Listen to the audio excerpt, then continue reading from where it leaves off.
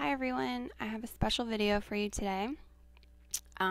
This video was a request from someone who asked me to make a video showing how I make the toothpaste that I use, and that there's also a recipe for in my recipe swap group. I should leave the link below in the description if I happen to forget.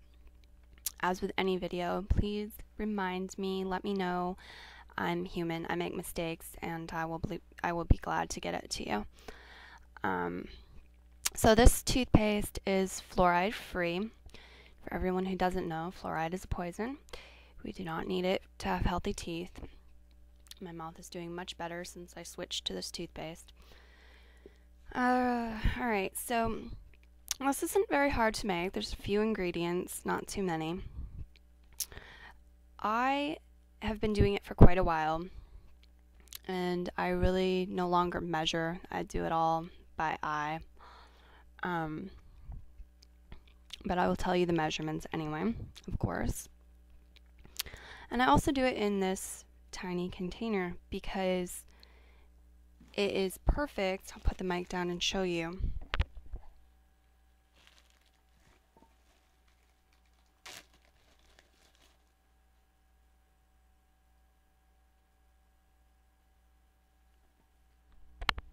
It's the perfect size for scooping it out with your toothbrush.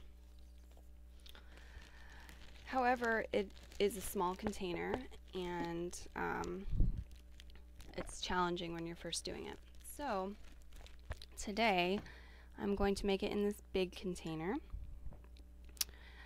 If I had a container, a canning jar that was about half this size, I would have used that because I think that would be great if you wanted to make up a batch like this size, and then you could just spoon it into a smaller jar. That would work really well. But alas, I don't, so I'll be using this. And I like to stir it around with one of these skewers because I find that it works really well. You can use a spoon though, you'll just have to scrape it off every now and then. Okay, so to get started, also on fluoride, before I do,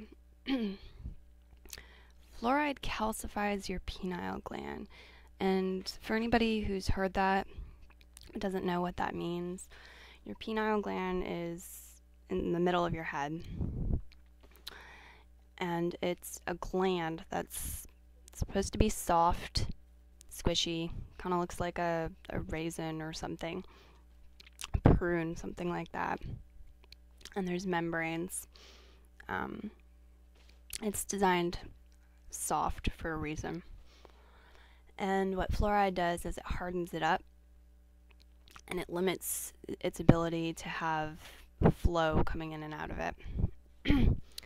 So yes, calcified means hardening, and that is your penile gland. So if you're using fluoride, or you have been, even if you haven't, I recommend that you look into that some more, about the penile gland and what it does and what fluoride does to it, because it's horrible.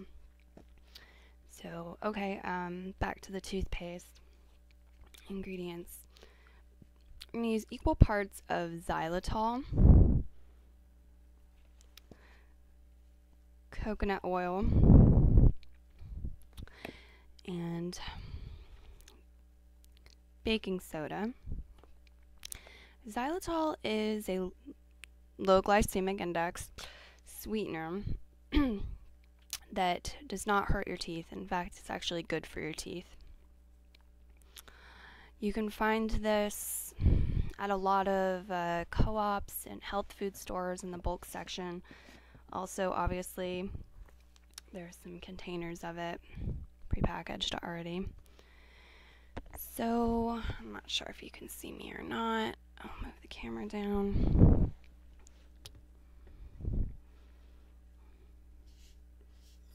Like I said, I'm eyeballing it, but you can measure it because you want equal parts, basically. I mean, nothing's going to explode or nothing bad's going to happen, really, if you get a little more of one thing than the other. So you can kind of modify it to your taste if you want it sweeter or less sweet or whatnot. Okay.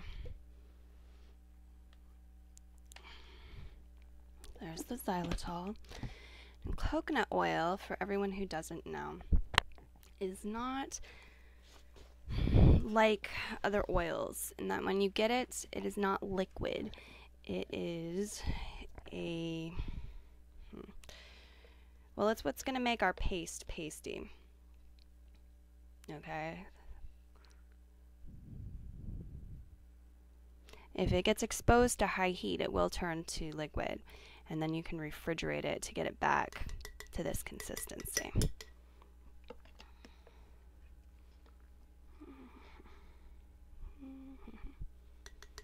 Okay, a couple more spoonfuls of this.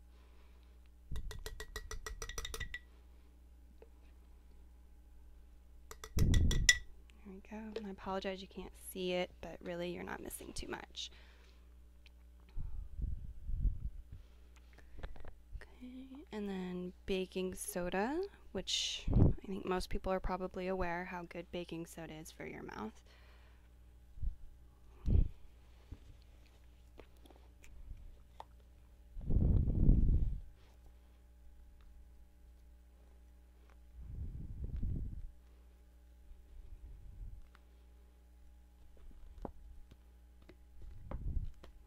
It's coming out pretty hard.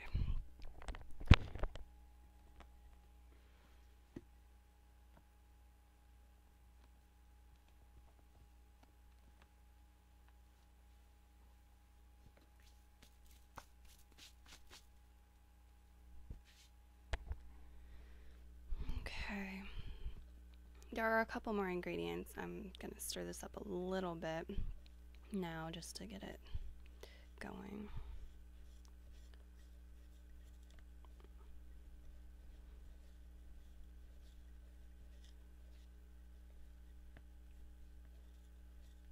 Okay. So the other ingredients in here that I use are concentrate trace mineral drops. Trace minerals are things that our body uses, but in really small amounts. So, using it in your toothpaste is good because you're absorbing very small amounts of it. I'm not going to use very much of this, like 15 to 20 drops or 10 drops. It's optional, so you don't have to use any of it. And there's probably other brands of it out there, but I like this one. It's certified vegan, gluten-free, kosher. See, I've got mine all taped up, so hopefully I can get it off. Okay, there we go. It's not really taped up. 1, 2, 3, 4, 5, 6, 7, 8, 9, 10, 11, 12, 13. There we go. 14, 15, 16, 17. Okay, and the last ingredient is peppermint. Peppermint extract, like you would find in the baking section of a grocery store. You want to get one that's just peppermint though, or as close to just peppermint as possible without the additives and the alcohol and all that stuff. And certainly real peppermint extract as well, not imitation. If you get organic, then that's great, of course. I happen to be out of that, and I've been using this. I've used this before, so I know that it didn't hurt me any, but it is not food grade, so I'm not recommending that anybody do this. I'm just letting you know I have done it. It hasn't hurt me. This is what I'm doing this time because I'm out of the peppermint extract. I mean, that's what I'm using, peppermint extract. Or peppermint essential oil, excuse me. I'm out of the peppermint extract. So this is organic, and I'm going to use a few drops of this. You can use other extracts. Peppermint, I believe, is good for your gums, though.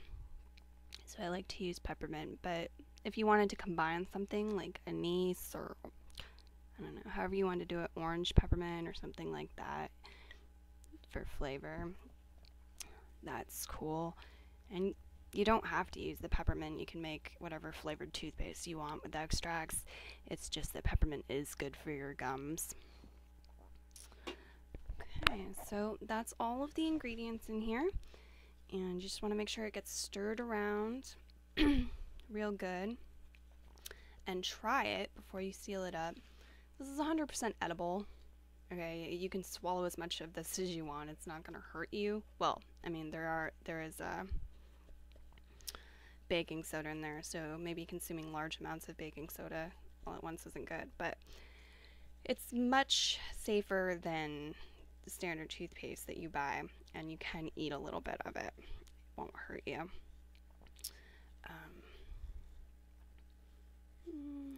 It takes a little while stirring it to get it all mixed in, I find.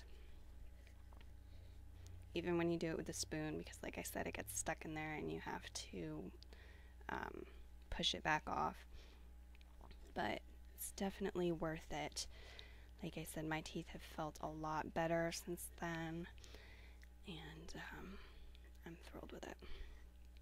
So you want to taste it, make sure that it's sweet enough for you, it's flavor enough for you, that it doesn't have too much baking soda in it that repulses you or whatever. Try it, make sure you like it.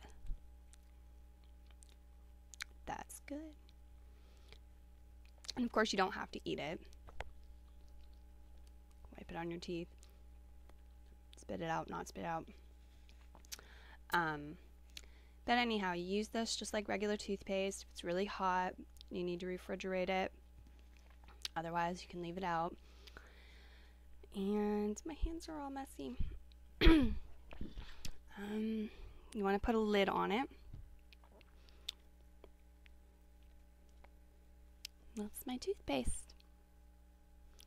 Thanks for tuning in. Please share the video.